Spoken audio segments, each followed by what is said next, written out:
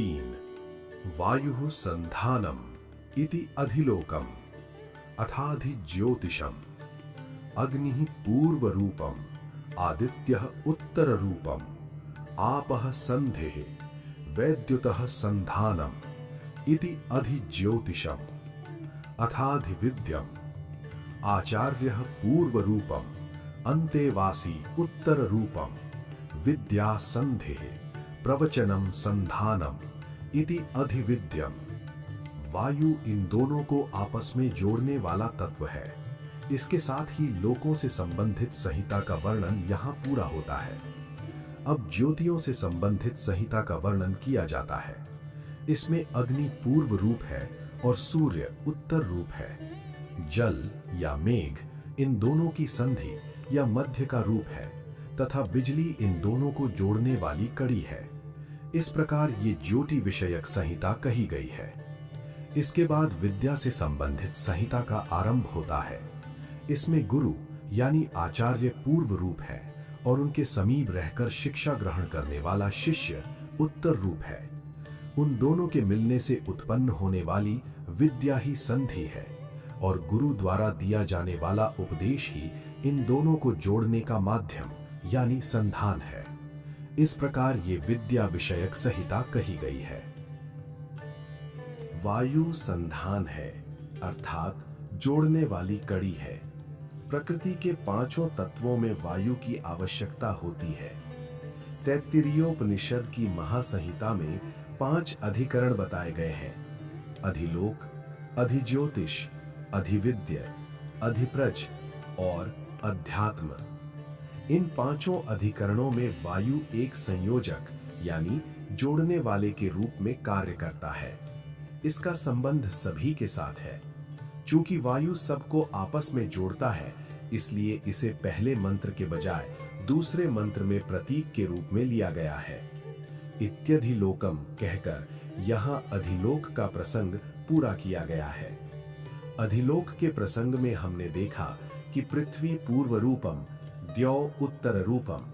इसका तात्पर्य यह है कि हमें पृथ्वी लोक या द्युलोक आदि को त्यागने या छोड़ने के लिए नहीं कहा गया है। मनुष्य को इनका गहराई से अध्ययन करना चाहिए और इनमें निहित शक्ति को साक्षात ईश्वर की शक्ति मानकर अपने जीवन को सुखी और दिव्य बनाने के लिए उसका सदुपयोग करना चाहिए।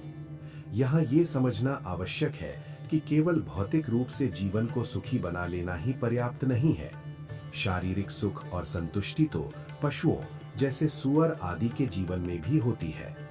हमारा जीवन सुखी होने के साथ साथ ईश्वरीय यानी दिव्य भी होना चाहिए। हमारा जीवन ऐसा ही श्रेष्ठ बने, इसके लिए हमें निरंतर अभ्यास करना चाहिए और प्रकृति की इन शक्तियों का सही दिशा में उपयोग करना चाहिए। अब यहाँ से दूसरे अधिकरण की बात की जा रही है। अधिज्योतिषम। ज्योति का अर्थ है तेज या प्रकाश। आकाश में अनंत ज्योतियां, नक्षत्र और तारे विद्यमान हैं। हमें उनका अध्ययन करना चाहिए। इसके साथ ही चंद्रमा, सूर्य और अग्नि का भी अध्ययन किया जाना चाहिए।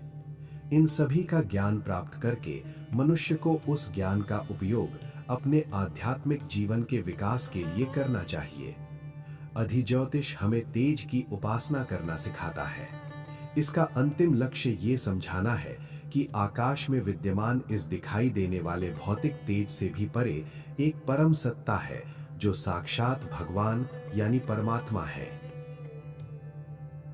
सहदेव भीम से पूछते हैं कि ये लोग कृष्ण को पहचानते क्यों नहीं हैं?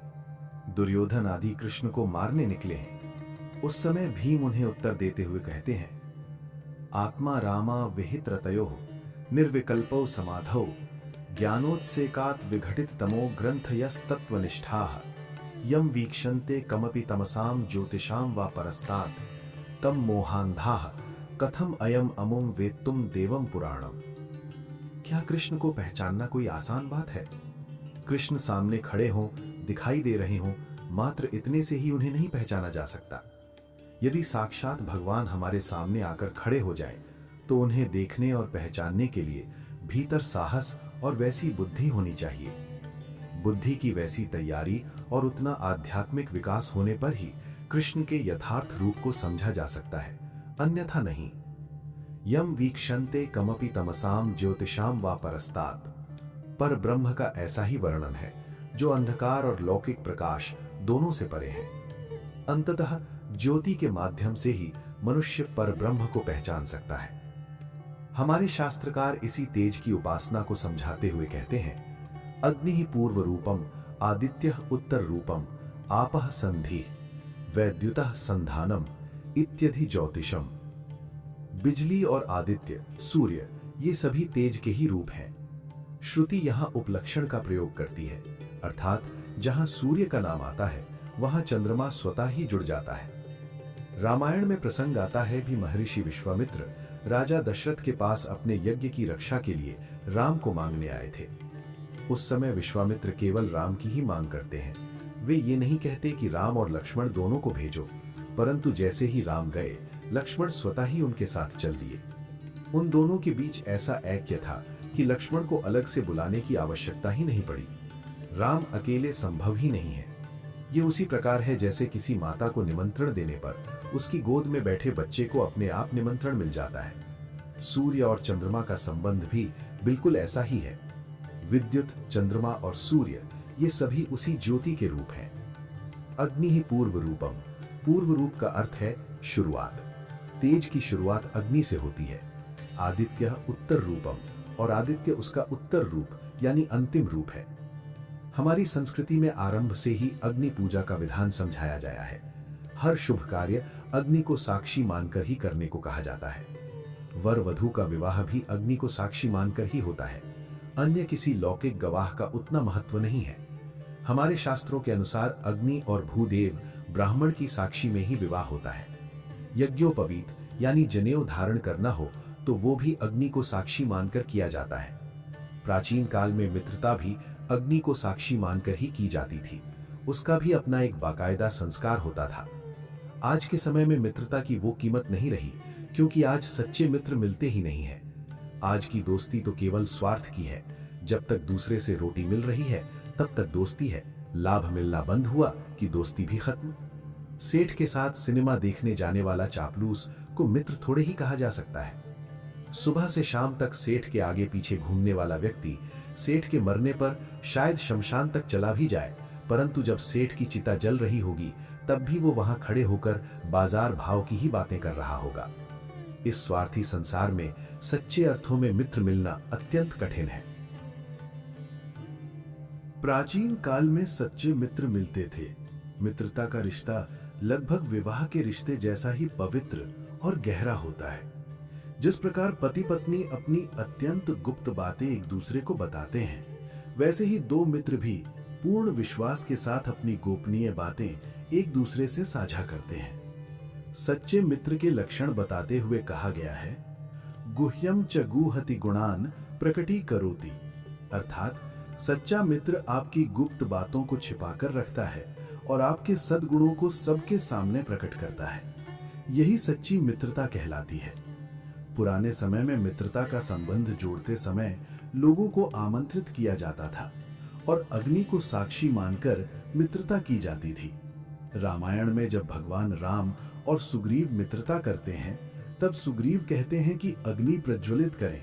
हम अग्नि को साक्षी मानकर ही मित्रता का संबंध जोड़ेंगे।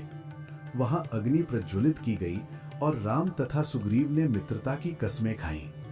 हमारी संस्कृति में गुरु शिष्य का संबंध भी अग्नि को साक्षी मानकर ही जुड़ता था। इस दृष्टि से अग्नि का हमारे जीवन में अत्यंत महत्व है। प्राचीन काल में सुबह उठने के बाद विद्यार्थी यानी ब्रह्मचारी अग्नि पूजा किया करते थे और ये प्रार्थना करते थे, यत्ते अग्ने तेज से तेना हम तेजस्वी भूयासम, यत्ते अग्ने वर्च से तेना हम वर्चस्वी भूयासम, यत्ते अग्ने हर से तेना हम हरस्वी भूयासम। अर्थात, हे अग्निदेव, आपके भीतर जो तेज है वो मेरे भीतर आए, आपके भीतर जो वर्चस्व है वो मुझे प्राप्त हो, आपके भीतर जो ओज है वो मेरे भीतर समाहित हो। महर्षि वेदव्यास ने कलयुग का वर्णन करते हुए लिखा है कि इस युग में अग्नि पूजा का लोप हो जाएगा। सीदंति चाग्निहोत्राणि गुरु पूजा प्रणश्यति कुमार्यश्च प्रसूयन्ते प्राप्ते कलियुगे सदा। कलयुग में अग्नि पूजा नहीं रहेगी। परिणाम स्वरूप आज के युवाओं को अग्नि को नमस्कार करने का ज्ञान ही नहीं है। व्यंग के रूप में देखें तो आजकल अग्नि पूजा चल तो रही है, लेकिन वो युवाओं के मुंह में सिगरेट के रूप में है। आजकल के युवा कहते हैं कि अब हम कॉलेज जाते हैं, इसलिए हम स्वतंत्र हैं, हम सिगरेट पिएंगे। हम कोई पुराने विचारों वाले थोड़े ही हैं। हम तो अपने प्रोफेसर को भी सिगरेट ऑफर करते हैं। आजकल महिलाएं भी कहती हैं कि जब पुरुष सिगरेट पीते हैं तो हम क्यों ना पिएं, हम भी सिगरेट पिएंगी, हमें भी स्वतंत्रता है। महिलाओं को भी हर बात में पुरुषों की बराबरी सिद्ध करनी है। रूसी महिलाओं के बारे में एक कहावत है, she votes and she smokes. वो वोट देती है और सिगरेट पीती है। यदि आप रूसी साहित्य पढ़ेंगे तो पाएंगे कि वे स्त्री पुरुष की इसी प्रकार की समान स्वतंत्रता की बात करते हैं। आदित्य उत्तर रूपम, अर्थात सूर्य उत्तर रूप है। सूर्य में प्रखर तेज है, असीम ऊर्जा है, उत्साह है और ज्ञान भी है। मनुष्य को भी अग्नि और सूर्य के समान तेजस्वी होना चाहिए। यही मानव जीवन का वास्तविक विकास है। अग्नि पूर्व रूपम, आदित्य उत्तर रूपम, आपः संधेः वैद्युतः संधानम। मनुष्य को प्रकृति द्वारा दिए गए इस तेज को प्राप्त करने का निरंतर प्रयास करना चाहिए। तेजस्वी जीवन जियो, यही भारतीय संस्कृति की मूल शिक्षा है। दुर्बल, कमजोर और लाचार जीवन जीना भारतीय संस्कृति कभी नहीं सिखाती। मनुष्य के जीवन में सबसे पहले बिजली जैसी तीव्र चमक होनी चाहिए, उसके बाद सूर्य जैसा प्रखर तेज, फिर चंद्रमा जैसा आह्लाददायक या शीतल तेज और अंत में अग्नि जैसा उपयोगी परंतु नम्र तेज होना चाहिए। भगवत गीता के 15वें अध्याय में भगवान ने अग्नि, सूर्य और चंद्रमा इन सभी की उपासना का वर्णन किया है। इस उपासना के बिना मनुष्य तेजस्वी नहीं बन सकता। वास्तव में ये तेज ईश्वर का दिया हुआ उपहार है, परंतु अपनी वासनाओं का गुलाम बनकर और अपनी बुद्धि को संकीर्ण या क्षुद्र बनाकर हमने अपना ये जन्मजात तेज खो दिया है। आज हमारी स्थिति उस लकड़ी की तरह हो गई है जिसकी आग तो बुझ ही गई है, साथ ही वो पूरी तरह भीग भी गई है। यदि 15 दिनों तक तालाब में पड़ी रही किसी गीली लकड़ी को बाहर निकालकर आप माचिस से जलाने का प्रयास करें तो माचिस की तीलियां खत्म हो जाएंगी, लेकिन लकड़ी नहीं जलेगी क्योंकि वो गीली है। लकड़ी को जलाने के लिए पहले उसे सुखाना पड़ता है। इसी प्रकार मनुष्य को भी त्रिविध तापों की भट्टी में तपकर थोड़ा सूखना या परिपक्व होना चाहिए। यहाँ एक बात विचारणीय है, पहले कीचड़ में जाकर पैर गंदे करना और फिर उन्हें धोते बैठना, इसका क्या तुक है। संस्कृत का एक प्रसिद्ध न्याय है, प्रक्षालनात् हि पंकस्य दूराद अस्पर्शनम वरम, अर्थात कीचड़ लगाकर उसे धोने से अच्छा है कि कीचड़ से दूर ही रहा जाए। बिना तपे और बिना पात्रता के ज्ञान नहीं मिलता, तभी तो कहा गया है, कथा सुन सुनकर कान पक गए फिर भी ब्रह्म ज्ञान नहीं आया। वैद्युतः संधानम, बिजली की चमक एक तेजस्वी जीवन की मात्र शुरुआत है। बिजली की चमक देखने में तो बहुत अच्छी लगती है, लेकिन वो केवल अपने लिए होती है, दूसरों के लिए उपयोगी नहीं होती। कुछ लोग भी बिजली की चमक की तरह ही जीवन जीते हैं। उन्हें देखकर हमें आनंद तो आता है, लेकिन उनका हमारे जीवन में कोई उपयोग नहीं होता। आप बिजली की चमक देख तो सकते हैं, लेकिन उसके प्रकाश में न तो आप पढ़ लिख सकते हैं और न ही वो आपको सही रास्ता दिखा सकती है। उपनिषद वास्तव में सिंहों का, वीरों और तेजस्वियों का शास्त्र है। बाद में बौद्ध विचारधारा से प्रभावित लोगों ने सर्वम दुखम सर्वम क्षणिकम कहकर उपनिषदों के ऊर्जावान अर्थ को ही समाप्त कर दिया। वेद ये कभी नहीं कहते कि ये शरीर नरक है या केवल हाड़ मांस का पुतला है। इसके विपरीत वैदिक साहित्य तो ये कहता है कि इस मानव शरीर में देवताओं का वास है। हाँ, जो लोग केवल शरीर के भोग विलास में ही डूबे रहते हैं, उन्हें मार्ग पर लाने के लिए ये समझाना पड़ता है कि शरीर ही सब कुछ नहीं, ये नश्वर है। किंतु शास्त्रीय और आध्यात्मिक दृष्टि से मानव शरीर में साक्षात दैवत्व का वास है। इसलिए हम सभी भीतर से सिंह हैं, पराक्रमी हैं। किम जीर्णम तृणमत्तिमान महतामग्रे सरह केसरी। सिंह कभी सूखी घास नहीं खाता, यदि कोई लात मार कर दे, तुच्छ समझ कर दे, एहसान जता कर दे या हीन भावना से दे, तो एक तेजस्वी मनुष्य उसे कभी स्वीकार नहीं करता। उसका स्वाभिमान कहता है कि मैं दया या उपकार केवल ईश्वर का ही स्वीकार करूंगा। यहीं से मानव जीवन के वास्तविक विकास की शुरुआत होती है। हालांकि स्वाभिमान रूपी दवा का यह पहला घूंट हर किसी को आसानी से नहीं पचता। जब कोई दवा बहुत कड़वी होती है तो डॉक्टर अक्सर कहते हैं कि दवा खाने के बाद कुछ मीठा या ठंडा खा लेना। ठीक उसी प्रकार जीवन में जब हम स्वाभिमान की ये कड़वी दवा पी लेते हैं, तब इसके ऊपर ईश्वर की भक्ति करने को कहा जाता है ताकि ये दवा पच सके। सबसे पहली बात ये होनी चाहिए कि मुझे किसी की दया नहीं चाहिए, मुझे किसी की कृपा नहीं चाहिए। मैं भला किसी की दया क्यों स्वीकार करूं? जीवन में स्वाभिमान की ऐसी ही बिजली जैसी चमक होनी चाहिए। किसी नीच स्वार्थ या हीन भावना से दी गई कोई भी वस्तु हमें स्वीकार नहीं करनी चाहिए। जीवन कैसे जीना चाहिए, इसके लिए शास्त्रकार एक बहुत ही सुंदर उपमा देते हैं। कुत्ते जैसा जीवन जिए या हाथी जैसा। एक कुत्ते के ठाट बाट बहुत बड़े हो सकते हैं। विदेशों में तो कुत्तों के लिए एयर कंडीशन कमरे तक होते हैं, परंतु कुत्ते को यदि उसका मालिक लात भी मार दे तो भी वो दुम हिलाते हुए उसके पैरों के आगे पीछे ही घूमता रहता है। इसके विपरीत यदि महावत हाथी को दुत्कार दे या गाली दे और फिर उसे खाने को दे तो हाथी उसे ग्रहण नहीं करता। आजकल कुछ लोग पैसे कमाने की धुन में इतने अंधे हो गए हैं कि उन्हें बस पैसा चाहिए, चाहे वो किसी भी तरह मिले। इसके लिए भले ही वे किसी की लातें खाएं या किसी के यहाँ चोरी करें, बस पैसा आ गया तो खुश। ऐसे जीवन का क्या अर्थ है? उनके पास पैसा भले ही बहुत हो, लेकिन उनका चेहरा निस्तेज यानी कांतिहीन होता है। उनके चेहरे पर न कोई आनंद होता है और न ही जीवन में कोई चमक। मनुष्य का जीवन तो तेजस्वी होना चाहिए। एक सज्जन मुनीम का काम करते थे। उन्होंने मुझे बताया कि उनके बही खाते में अलग अलग मदों के साथ एक कुत्ते का खाता यानी डॉग्स अकाउंट भी था। जब हिसाब चेक करने वाले ऑडिटर ने उनसे पूछा कि ये कुत्ते का खाता मतलब किसका खाता है, तो उन्होंने बेबाकी से जवाब दिया, आप जैसों को जो रिश्वत आदि देनी पड़ती है ये उसी का खाता है। कुछ लोग मुसीबत में पड़े लोगों को हजारों रुपए देते जरूर हैं, लेकिन वे इस तरह से देते हैं जैसे किसी कुत्ते को रोटी डाल रहे हों। एक सिंह कभी ऐसा दिया हुआ भोजन नहीं खाता। मनुष्य के जीवन में भी सिंह जैसी यही तेजस्वी वृत्ति होनी चाहिए। तेजस्वी जीवन की पहली सीढ़ी ये है कि हमारे भीतर बिजली के समान स्वाभिमान की चमक हो। तेजस्वी जीवन की दूसरी सीढ़ी ये है कि हमारा जीवन सूर्य के समान तेजस्वी होना चाहिए। मनुष्य के भीतर ज्ञान का भरपूर तेज होना चाहिए। ऐसा व्यक्ति दूर से ही दहकते हुए अंगारे की तरह तेजस्वी लगना चाहिए कि एक सामान्य इंसान को उसके पास जाने में भी झिझक या डर महसूस हो। क्या आपका मन कभी सीधे सूर्य की ओर देखने का होता है? हम कुछ सेकंड से ज्यादा उसकी ओर देख भी नहीं सकते। सूर्य आकाश में तपस्या करता है और उसके तेज के कारण हम नीचे सिर झुकाकर चलते हैं। ठीक उसी प्रकार कुछ लोग अपनी विद्वता यानी ज्ञान का ऐसा ही प्रखर तेज प्राप्त कर लेते हैं। एक सामान्य इंसान को उनके पास जाते हुए इस बात का डर लगता है कि अगर मैं इस विद्वान से कुछ पूछूंगा तो वो सीधे मुंह जवाब देगा या नहीं। यही ज्ञान का सच्चा तेज और प्रताप है। महर्षि याज्ञवल्क्य के महान विचारों को जब हम पढ़ते हैं तो मन में ये विचार आता है कि क्या ऐसे महाज्ञानी पुरुष के पास जाकर बैठा जा सकता है?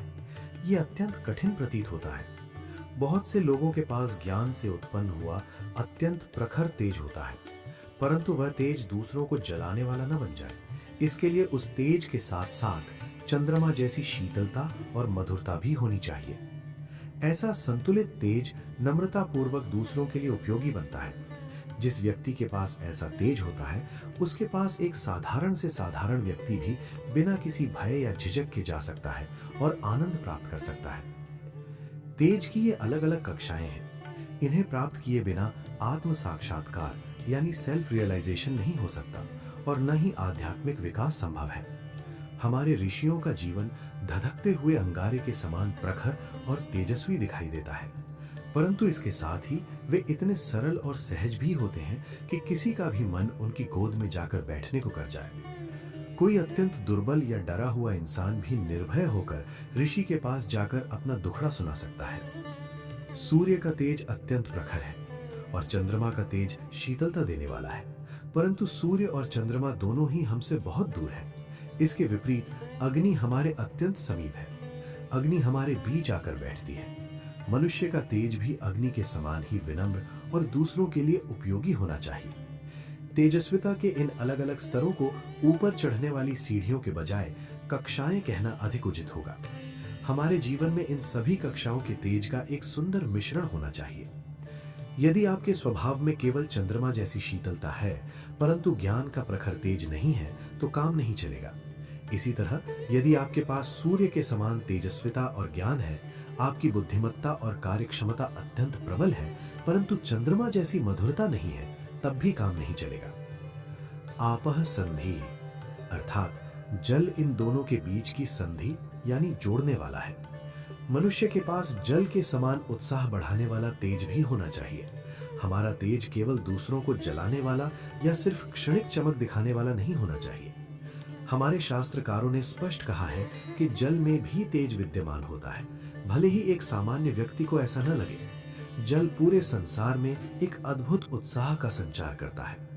कुछ लोग अत्यंत तेजस्वी होते हैं, लेकिन उनका वह तेज केवल उनके अपने जीवन तक ही सीमित रहता है, जबकि जल सभी को समान रूप से उत्साह प्रदान करता है। उदाहरण के लिए, जब आप नींद से उठने के बाद अपनी आंखों पर ठंडे पानी के छींटे मारते हैं, तो शरीर में तुरंत एक नई ऊर्जा और स्फूर्ति पैदा होती है। जब तक आप पानी नहीं लगाते, तब तक वह उत्साह नहीं आता। इसलिए हमारा तेज विनम्र और उपयोगी होना चाहिए। वह सुखद होना चाहिए और साथ ही जल की तरह दूसरों में उत्साह भरने वाला भी होना चाहिए। जिसके पास बैठने मात्र से आपके भीतर सकारात्मक ऊर्जा और उत्साह का संचार होने लगे, तो समझ लीजिए कि उस व्यक्ति के पास जल का तेज विद्यमान है। जिसके जीवन में तेज की ये सभी कक्षाएं आ जाती हैं, वह व्यक्ति पूर्ण रूप से तेजस्वी बन जाता है। उपनिषद का आगे का सारा वर्णन ऐसे ही पूर्ण तेजस्वी महापुरुषों के लिए किया गया है। हमारे जीवन रूपी इमारत के निर्माण में कई सारे पत्थर होते हैं, जिन्हें व्यवस्थित रूप से लगाना पड़ता है। ये सभी पत्थर अधिज्योतिष यानी तेज और प्रकाश के प्रतीक हैं। इन्हीं के सही उपयोग से मानव जीवन तेजस्वी और दिव्य बनता है। दुर्योधन किसी भी गलत रास्ते या छल कपट का सहारा लेकर धन संपत्ति इकट्ठा करता था और कहता था, यतो रत्न भुजा वयम, हम रत्नों का भोग करने वाले हैं। उसका मानना था कि हम इसी भोग विलास के लिए जन्मे हैं और हम किसी भी तरीके से इन रत्नों को प्राप्त करके रहेंगे। पांडवों ने कभी ऐसी भाषा नहीं बोली। इसके विपरीत पांडव अपने आचरण से स्वयं ही रत्न के समान बन गए। जीवन में जो लोग स्वयं पूर्ण और परिपक्व हो जाते हैं, वे ही भगवान का कार्य कर सकते हैं और वे ही भगवान को प्रिय होते हैं। दुर्योधन और पांडवों के बीच बस यही सबसे बड़ा वैचारिक अंतर था। यतो रत्न भुजा वयम जैसी सोच रखने वाला व्यक्ति किसी की भी कृपा, कपट या बेईमानी से सब कुछ हासिल कर सकता है, परंतु पांडव ऐसा कभी नहीं कर सकते थे। लाक्षागृह से बचकर निकलने के बाद जब पांडवों को हिस्से में आधा राज्य मिला, तब उन्हें उस खंडहर जैसे राज्य का पुनर्निर्माण करना था। उनके पास धन तो था नहीं, तो वे ये कार्य कैसे करते? भगवान श्री कृष्ण जानते थे कि यदि वे सीधे जाकर पांडवों को धन देंगे, तो पांडव अपने स्वाभिमान के कारण उसे कभी स्वीकार नहीं करेंगे। भगवान के सामने ये प्रश्न था कि आखिर पांडवों को धन दिया कैसे जाए। सचमुच पांडवों जैसा सौभाग्य किसी और का नहीं हो सकता कि भगवान स्वयं उन्हें कुछ देने के लिए चिंतित हो। आजकल कुछ लोग झूठा दिखावा करते हैं कि वे किसी के घर का नहीं खाते। यदि कभी मजबूरी में किसी के यहाँ भोजन करना भी पड़े, तो वे तुरंत उसके बच्चे के हाथ में 5 रुपए थमा देते हैं ताकि कोई एहसान न रहे। लेकिन ऐसे ही लोग अगर किसी से 10,000 रुपए रिश्वत के मिल जाएं, तो उसे तुरंत हजम कर जाते हैं। इसके विपरीत पांडव सच्चे अर्थों में तेजस्वी और स्वाभिमानी थे। उनके जीवन में ऐसा कोई ढोंग या दिखावा नहीं था। पांडवों के इसी स्वाभिमान को बनाए रखने के लिए श्री कृष्ण ने अपनी बहन सुभद्रा का विवाह अर्जुन के साथ करवा दिया। इसके बाद अब देने का हमारा हक है और स्वीकार करने का आपका अधिकार है, ऐसा कहकर उन्हें जो कुछ भी देना था वो सब दे दिया। सुभद्रा और अर्जुन के विवाह के अवसर पर श्री कृष्ण ने भेंट के रूप में अरबों की संपत्ति दी, परंतु भगवान श्री कृष्ण ने पांडवों को ये सारा धन एक महान प्रभु कार्य के लिए दिया था।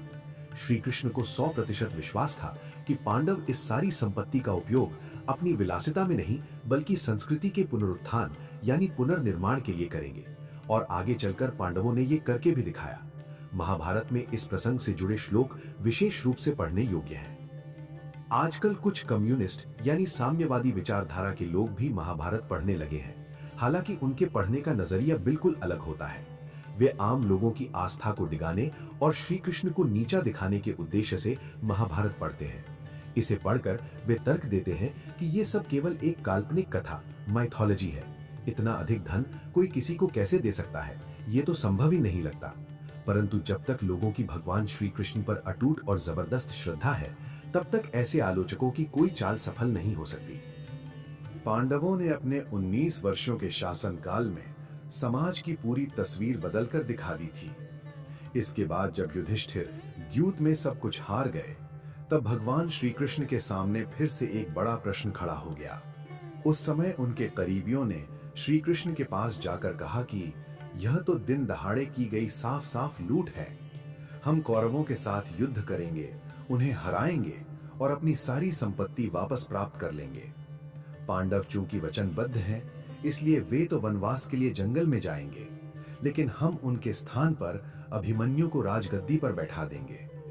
श्री कृष्ण ने उन्हें समझाते हुए कहा, तुम्हारी बात सच है, लेकिन हमें केवल राज्य वापस पाने के लिए युद्ध नहीं करना है। हमारी संस्कृति और धर्म का कार्य आगे बढ़ना चाहिए, हमें उसके लिए लड़ना है। मुझे पूरा विश्वास है कि संस्कृति के रक्षण का यह कार्य केवल पांडवों के माध्यम से ही हो सकेगा। इसलिए यह राज्य अंततः पांडवों के ही हाथों में जाना चाहिए। यदि हम कौरवों से लड़कर राज्य प्राप्त कर लेते हैं और फिर उसे पांडवों को देने जाते हैं, तो पांडव उसे कभी स्वीकार नहीं करेंगे, क्योंकि एक बार राज्य हमारे हाथ में आ गया तो पांडव हमसे लड़ने तो आएंगे नहीं, और यदि हम उन्हें सामने से राज्य सौंपेंगे तो उनके स्वाभिमान के कारण वे उसे लेंगे नहीं। जब किसी व्यक्ति के चरित्र पर दूसरों को इतना गहरा और अटूट विश्वास हो, जैसा श्री कृष्ण को पांडवों के स्वाभिमान पर था, तो उसे ही सच्चा तेजस्वी जीवन कहा जाता है। आम इंसान को तो मुफ्त का पैसा बहुत जल्दी हजम हो जाता है। मनुष्य के भीतर धन का मोह इतना जबरदस्त होता है कि वह मुफ्त के लाखों रुपए भी आसानी से बचा जाता है। यहां तक कि कई लोग अपनी बेटी के नाम के हजारों रुपए भी बचा जाते हैं। कोई लखपति व्यक्ति भी जब कभी मुफ्त की कोई चीज पाता है, तो वह बाहर से केवल यह दिखावा या ढोंग करता है कि हम मुफ्त का कुछ नहीं लेते, परंतु व्यवहार में वे मुफ्तखोर ही होते हैं। उन्हें मुफ्त का कुछ भी मिलेगा तो वे तुरंत लेकर अपनी जेब में रख लेंगे। ऐसे लालची लोग कभी तेजस्वी नहीं हो सकते। सच्चा तेजस्वी तो वही कहलाता है जिसका मन मुफ्त के लाखों रुपयों का ढेर देखने के बाद भी विचलित ना हो। पांडवों के जीवन में यही सच्ची तेजस्विता दिखाई देती है। धर्मराज युधिष्ठिर दुर्योधन को सम्मान पूर्वक सुयोधन कहकर बुलाते थे, परंतु क्या सिर्फ नाम बदल देने से कोई इंसान बदल जाता है? पिता अपने बेटे का नाम पुरुषोत्तम रखता है, लेकिन कई बार वह कर्मों से पुरुषाधम निकलता है। यदि केवल नाम बदल देने से इंसान सुधर जाता, तो इस दुनिया को सुधारना कितना आसान होता। दुर्योधन हमेशा रत्न भोक्ता ही बना रहा। उसने जीवन भर अंत तक केवल सुख सुविधाओं का भोग किया, लेकिन वह स्वयं कभी रत्न नहीं बन पाया। इसके विपरीत पांडव अपने श्रेष्ठ आचरण से स्वयं ही रत्न बन गए। पांडव कभी संपत्ति या रत्नों के पीछे पागल होकर नहीं भागे, बल्कि उनके सद्गुणों के कारण रत्न अर्थात संपत्ति और सम्मान स्वयं उनके पीछे पीछे आते थे। मनुष्य का जीवन ऐसा ही तेजस्वी और श्रेष्ठ होना चाहिए। प्राचीन साहित्य में हमें अत्यंत तेजस्वी जीवनों का वर्णन पढ़ने को मिलता है। उस काल के क्षत्रियों का जीवन इतना तेजस्वी था कि आज ये सोचकर ही आश्चर्य होता है कि उनका वो तेज आखिर कहां चला गया। आज ब्राह्मणों को भी दुर्बल, कमजोर और लाचार देखकर यही लगता है कि ये लोग भला दुनिया को क्या सुधारेंगे। आज 20वीं सदी में हाथ में कलछी लिए और मुंह में बीड़ी दबाए हुए ब्राह्मण का चित्र देखने को मिल जाता है। अब यदि आज ऐसे ब्राह्मण और क्षत्रिय खड़े होकर ये दावा करें कि हम दुनिया को सुधारने वाले हैं, हम पर ब्रह्म तक पहुंचने वाले हैं, तो ये हास्यास्पद ही लगता है, क्योंकि ये लोग पर ब्रह्म को क्या समझते हैं कौन जाने। वास्तव में दुनिया को सुधारना और अपने जीवन को श्रेष्ठ बनाना एक अत्यंत दिव्य विचार है। तेजस्वी जीवन जीने वाले महान राजाओं के चरित्रों को देखिए। राजा हरिश्चंद्र का पुत्र रोहित प्यास से तड़प रहा है। इतने में उसे सामने एक प्याऊ दिखाई देती है और वो पानी पीने के लिए दौड़ पड़ता है। जैसे ही वो अंजलि में पानी लेकर पीने लगता है, हरिश्चंद्र उसे रोकते हुए कहते हैं कि तुम एक क्षत्रिय के पुत्र होकर प्याऊ का, मुफ्त का पानी पी रहे हो। फेंक दो इस पानी को, तुम मर जाओगे तो चलेगा, लेकिन प्याऊ का पानी मत पीना। ऐसा कहने वाले हरिश्चंद्र का स्वाभिमान और तेज कितना अद्भुत रहा होगा। तेजस्वी मनुष्य की भाषा और सोच ही कुछ और होती है। इसी प्रकार माता सीता भी अत्यंत तेजस्वी थीं। उन्होंने यही सोचा कि मुझ पर चाहे कितना भी भारी संकट क्यों ना आ जाए, परंतु मैं अपनी पारिवारिक और अतिथि सत्कार की परंपरा को नहीं छोड़ूंगी। यही सोचकर अपने द्वार पर भिक्षा मांगने आए ब्राह्मण, छद्म वेश में आए रावण को भिक्षा देने के लिए उन्होंने लक्ष्मण रेखा लांघ दी थी। अग्नि, सूर्य, चंद्रमा, बिजली और जल, प्रकृति के ये सभी तत्व दूसरों के भीतर उत्साह भरने वाले हैं। आपको भी स्वयं को इन्हीं के समान तेजस्वी बनाना चाहिए। बिजली की चमक जैसा ऊर्जावान जीवन जिए। ज्ञान और भक्ति के प्रखर तेज को अपने जीवन में आने दें। अपने तेज को चंद्रमा जैसा सुखद, आह्लाददायक बनाएं। अपने ज्ञान और तेज को दूसरों के लिए उपयोगी तथा निम्रम बनाएं, जिससे सभी को निरंतर उत्साह मिलता रहे। अधिज्योतिष के अंतर्गत मनुष्य से इसी प्रकार के जीवन की अपेक्षा की गई है। ब्रह्मांड में जो विभिन्न प्रकाश पुंज हैं, तेजोमंडल हैं, उन्हें खोजना, ये भी अधिज्योतिष का ही एक अर्थ है। सूर्य की किरणें कितनी हैं, उनके कितने प्रकार हैं, ये सब हमें खोजना चाहिए।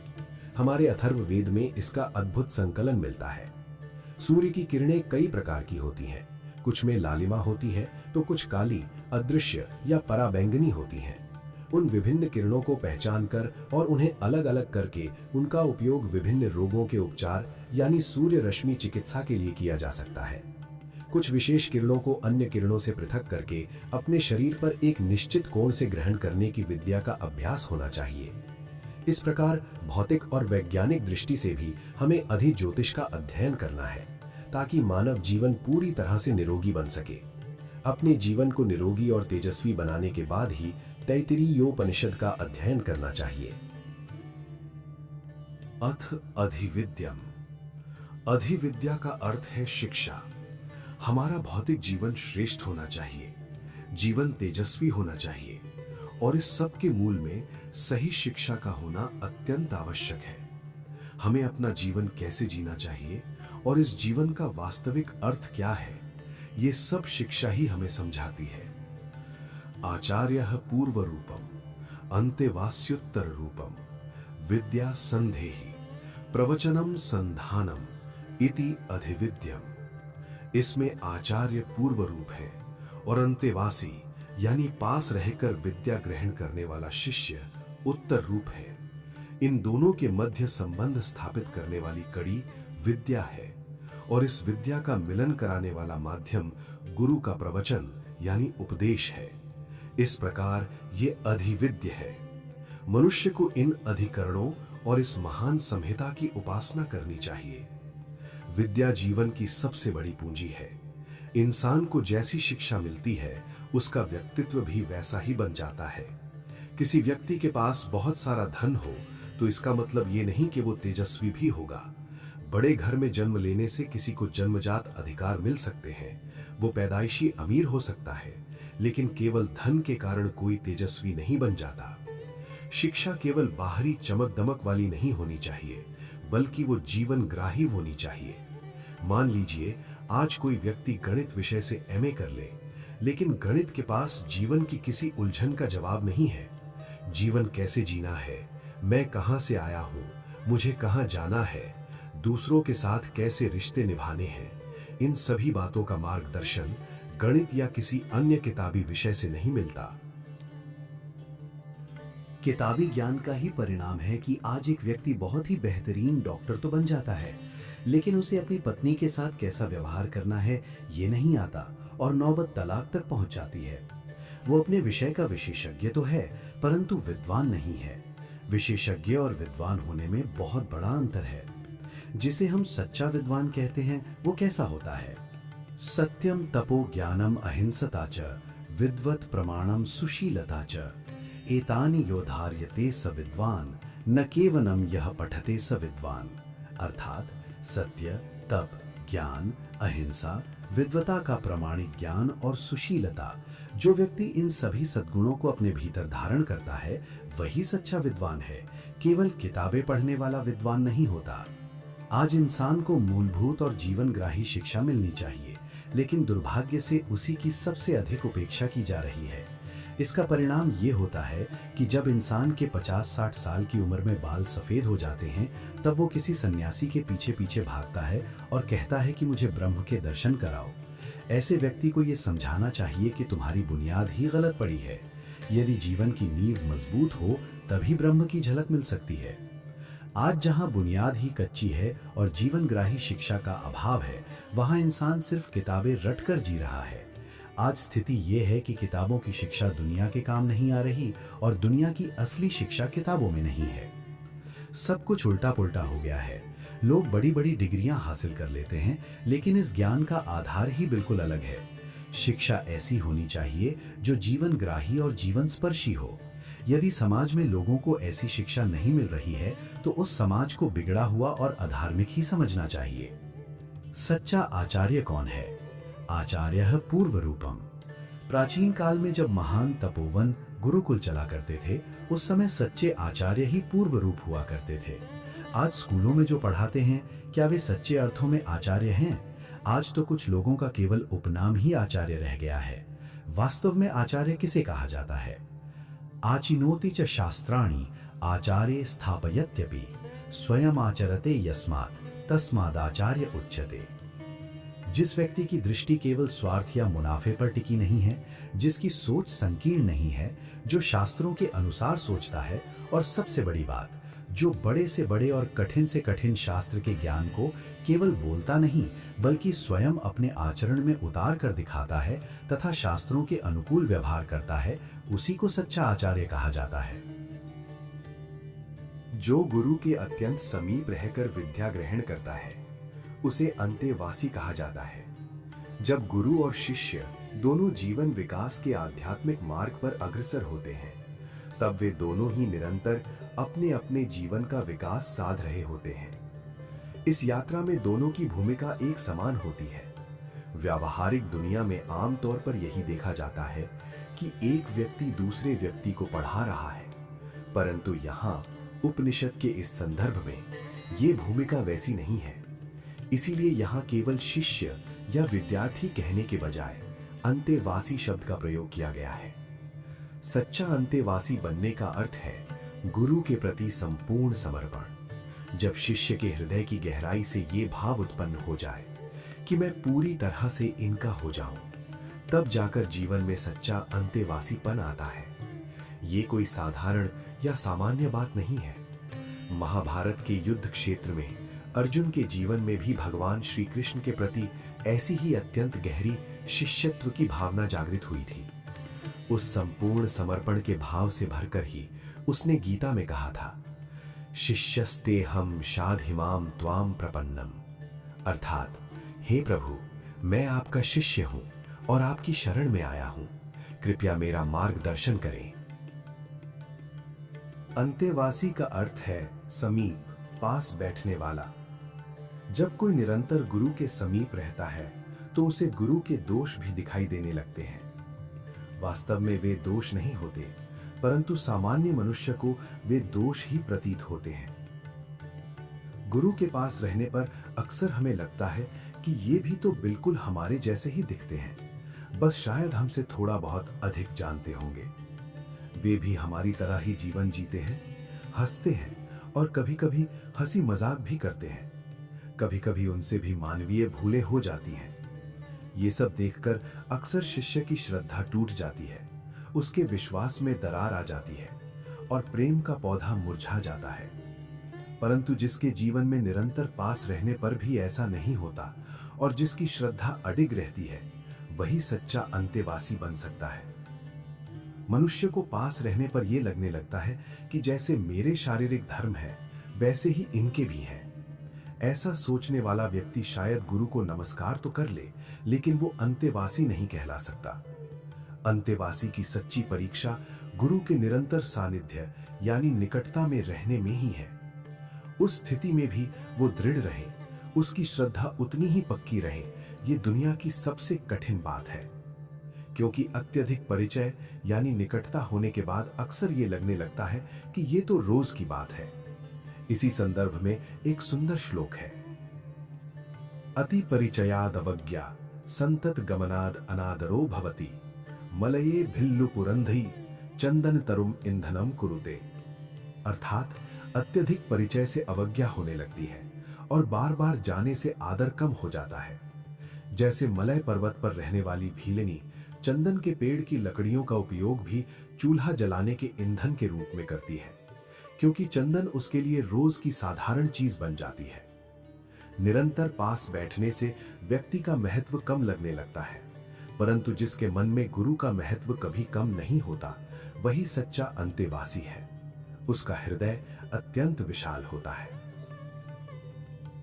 ऐसा सच्चा अंतेवासी और आचार्य दोनों मिलकर ये प्रार्थना करते हैं, ओम सहनाववतु सहनौ भुनक्तु सह वीर्यं करवावहे तेजस्विनावधीतमस्तु मां विद्विषावहे।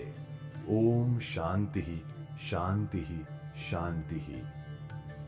अर्थात हे भगवान, आप हम दोनों की साथ साथ रक्षा करें, हम साथ साथ पोषण प्राप्त करें, हम साथ मिलकर पराक्रम या शक्ति अर्जित करें, हमारी प्राप्त की हुई विद्या तेजस्विनी हो, और सबसे बड़ी बात, पास रहने के कारण हमारे बीच कभी एक दूसरे के प्रति द्वेष या विद्वेष उत्पन्न ना हो।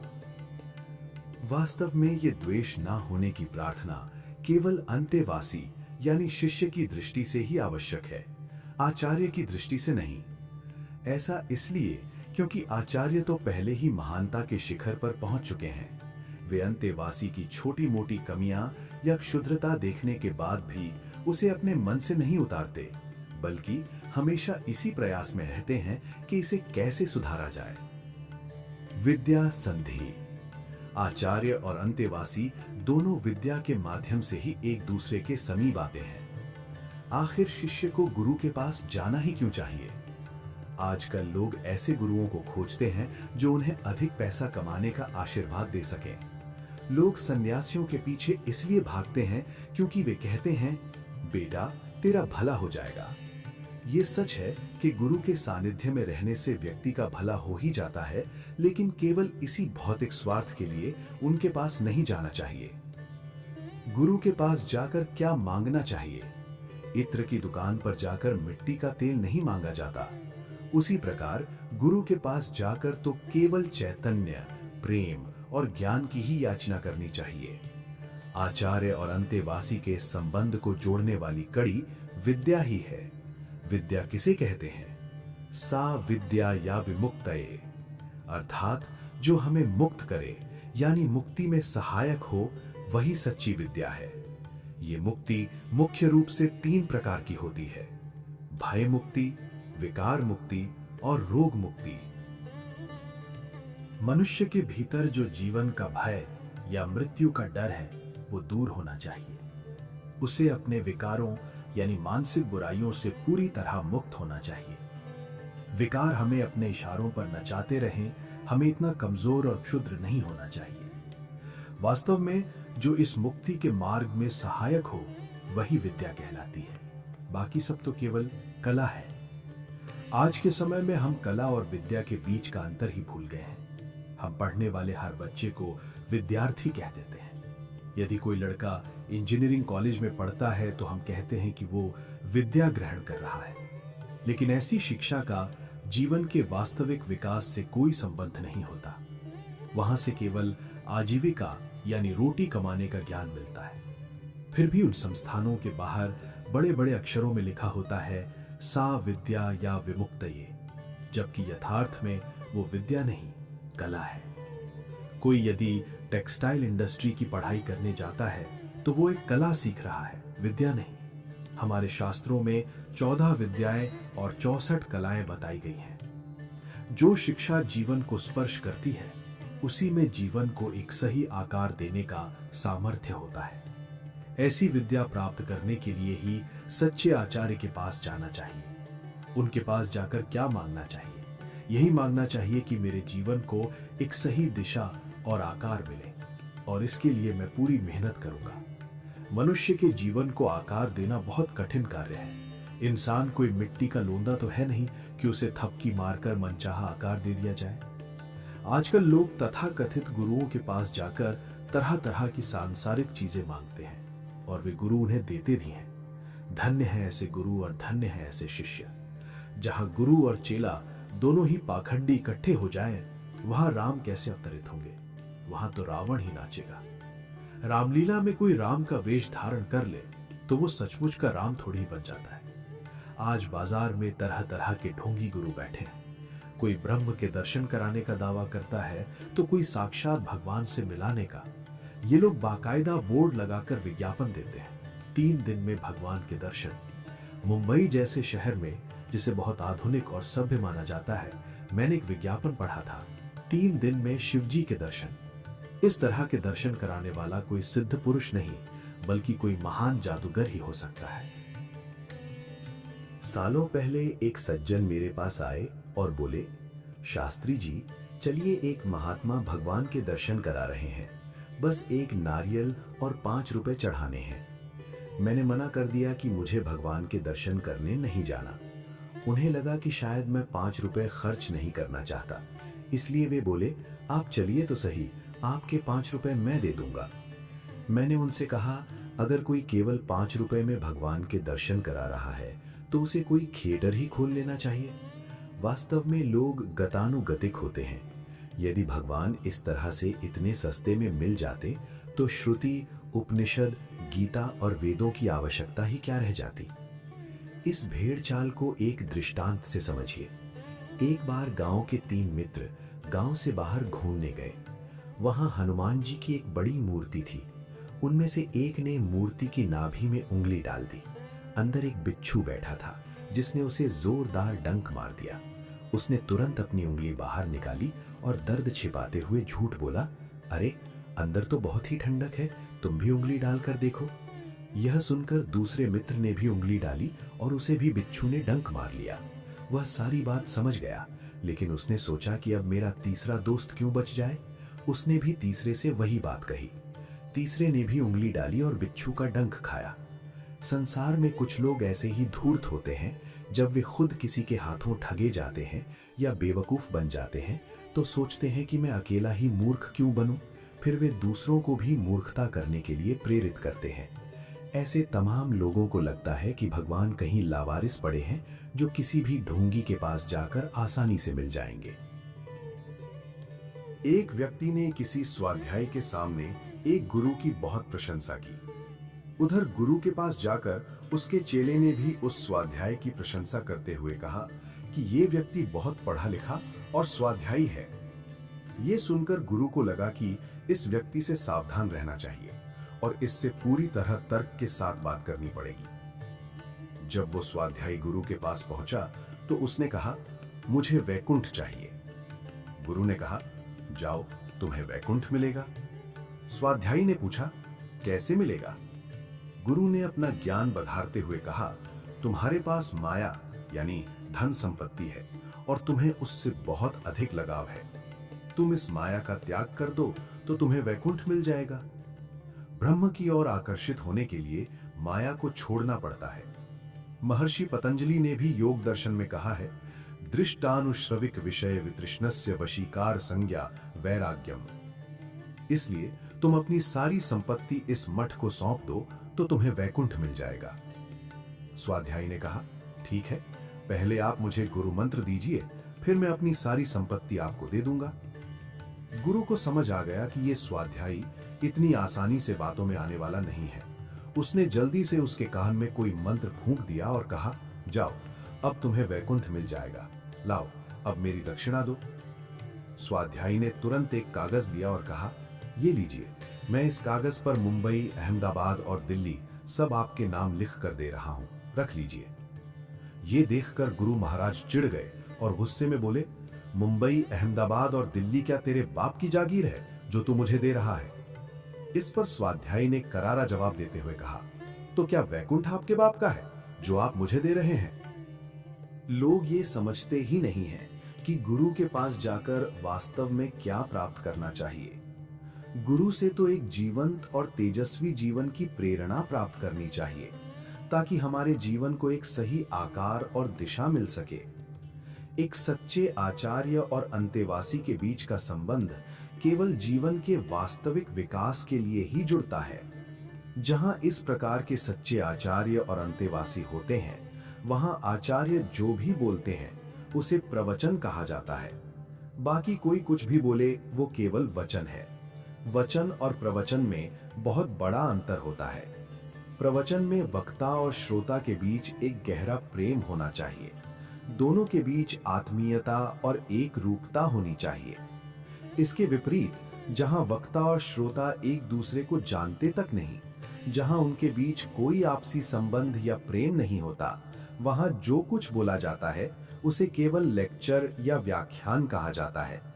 अतः प्रवचन और व्याख्यान में जमीन आसमान का अंतर है।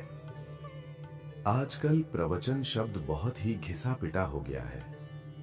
कोई राजनेता चौपाटी पर भाषण देता है तो अखबारों में छप जाता है कि फला मंत्री का प्रवचन था, जबकि राजनेता और प्रवचन का आपस में कोई संबंध ही नहीं है। यहां तक कि किसी धार्मिक नेता द्वारा दिया गया उद्बोधन भी कई बार महज एक लेक्चर ही होता है। सच्चा प्रवचन उसे कहा जाता है जिसका कोई विज्ञापन न छपे, जिसके लिए किसी को कोई निमंत्रण या न्योता न दिया जाए, जहां वक्ता और श्रोता केवल प्रेम भाव से इकट्ठे हों, जहां पूरी तरह से आत्मीयता की भाषा बोली जाए। ऐसे प्रवचन का एकमात्र उद्देश्य केवल जीवन का विकास करना होता है। इसके पीछे कोई दूसरा स्वार्थ या इरादा नहीं होता। जब लोग कहते हैं कि फला शास्त्री जी अहमदाबाद से आए हैं, चलो उन्हें सुनने चलते हैं, तो ऐसे आयोजनों में जो बोला जाता है उसे व्याख्यान कहा जाता है। वास्तव में व्याख्यान, भाषण, लेक्चर और प्रवचन, इन सभी में बहुत बड़ा अंतर है।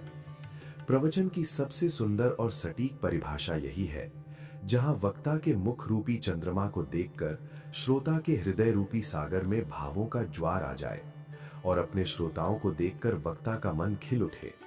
ऐसी आत्मीय स्थिति में जो ज्ञान की बातें बोली जाती हैं, वही सच्चे अर्थों में प्रवचन है।